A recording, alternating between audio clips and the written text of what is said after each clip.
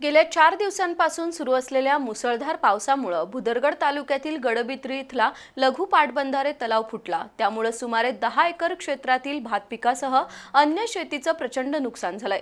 याबाबत माहिती मिळताच जिल्हा परिषद सदस्या सौ रोहिणी अबिटकर आणि तहसीलदार डॉक्टर अर्चना पाटील यांनी घटनास्थळी भेट देऊन नुकसानग्रस्त शेतकऱ्यांचे पंचनामे करण्याचे आदेश दिले। दुसरीकडे पन्हाळा तालुक्यातील पणोरी इथल्या बंधाऱ्याचा सांडवा फुटल्यानं भात आणि ऊस पिकाचं मोठ्या प्रमाणात नुकसान झालं। शिवाय शेतातील सुपीक माती वाहून गेली। भुदरगड तालुक्यातील गडबिद्री इथं 10 वर्षांपूर्वी जलसंधारण विभागाकडून गायरान हद्दीत लघु पाटबंधारे तलाव उभारण्यात आला। यावर्षी पावसाळ्यापूर्वी याच तलावातील गाळ काढण्यात आला होता। गेल्या काही दिवसातील पावसामुळे तलावातील पाणीसाठा वाढला, त्यामुळे बांधावर पाण्याचा प्रचंड दबाव निर्माण झाला आणि आज बांध फुटला। परिणामी आजूबाजूच्या शेतात पाण्याचा लोंढा घुसला। त्यासोबतच माती, दगड, गोटे आणि गाळ वाहून आल्यानं सुमारे 10 एकरातील शेतीचं प्रचंड नुकसान झालंय।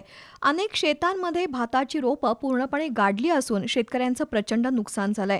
तलाव फुटल्याची माहिती मिळताच जिल्हा परिषद सदस्या सौ रोहिणी अबिटकर आणि तहसीलदार डॉक्टर अर्चना पाटील यांनी ताबडतोब परिसराची पाहणी केली। नुकसानीचे पंचनामे करून भरपाई देण्याचा प्रयत्न आहे असं सांगण्यात आलं। पन्हाळा तालुक्यातील पणोरी इथल्या छोट्या बंधाऱ्याच्या पाण्यावर ऊस आणि इतर पिकं घेतली जातात। धामणी खोऱ्यात झालेल्या मुसळधार पावसामुळे पणोरी बंधारा 100% भरला।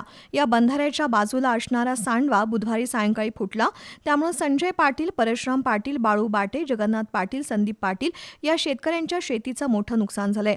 शेतातील सुपीक माती आणि पिकं वाहून गेली। या शेतकऱ्यांना नुकसान भरपाई मिळावी आणि बंधाऱ्याच्या सांडवा दुरुस्तीचं मजबूत काम व्हावं अशी मागणी शेतकऱ्यांनी केली आहे।